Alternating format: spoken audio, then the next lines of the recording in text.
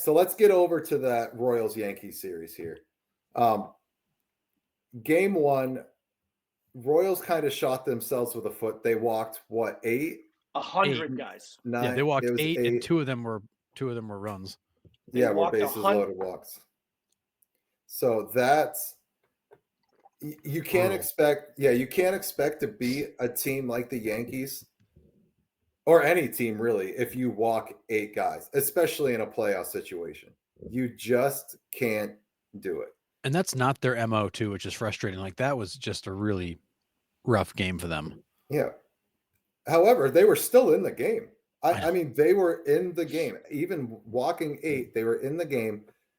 And let's get to this Jazz Chisholm steal, quote unquote, steal of second base. It was a high throw by Perez. It makes a great play to jump up. The second baseman makes a great play to jump up and somehow still get the tag down on Jazz's ankle. He's initially called safe on the field. They immediately challenge it. And from the camera angles that we had watching the game, it looked like Jazz wasn't on the base whatsoever. Like you could see daylight between his foot and second base. The call goes to New York, and New York comes back, and they say the call on the field stands.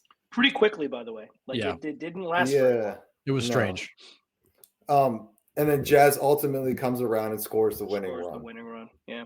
Which at first I wasn't entirely sure he touched home plate, and there wasn't very good views of it. There wasn't. But yeah. So listen, go ahead. I was just going to say, what is your view on that call? Because the camera angles that we had, it looked like he wasn't on the base at all. Like I mean, it looked like his left foot was to the right of second base, and there was space in between it, and the tag was on his ankle.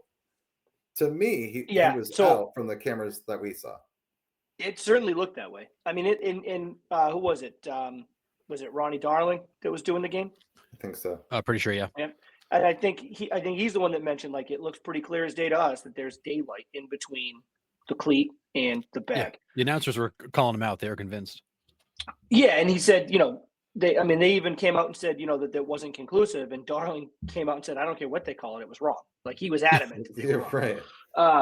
Earlier in the postseason, though, I don't remember which game it was, probably one of the Mets and Brewers games, but they were talking about how New York, where it goes for reviews, has so many different angles. Like they have dozens, let's say, of camera angles throughout the ballpark that they use. So supposedly that kind of the inference that I got was that the TV view that we see when they review something on TV and show us the replay is only a small number of potential angles. Yes. Oh, what are we doing here?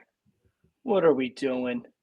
Oh, I mean, that was a nice play, but yeah. Only a small number of potential angles that they have in New York. Now, I assume that's like that in every ballpark. I assume it's not just some ballparks have great angles and some ballparks don't. I would imagine that in the playoffs, every ballpark has the same, if not very similar, number of angles. And I don't know, maybe they had access to an angle that muddied the water, so to speak. Maybe they had access to an angle that really wasn't as clear. I think it was the wrong call. I mean, I think certainly from what we saw, it looked like he slid and he tried that pop-up slide before he reached the bag. I mean, to me, it looked pretty clear. He slid I would bet on 99 out of 100 times that you look at that and everybody in the bar is like, yeah, he didn't reach the bag. He's out. Yeah, so, I was going to say that. I don't know. I mean, I thought it was the wrong call, but, you got to give them a little bit of, they get paid too.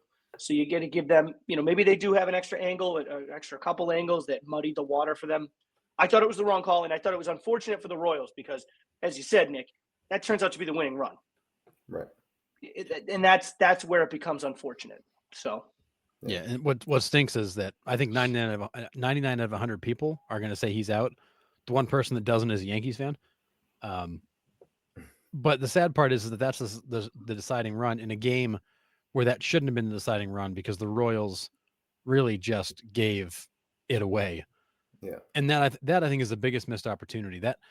That being able to take that first game in New York completely changes the complexion of that series for the Royals, and losing it like that, where it was, sloppy with all the walks, the tough call, it just makes for a tough night when in reality you never should have been there to begin with. That game should have been under control and you should have been cruising.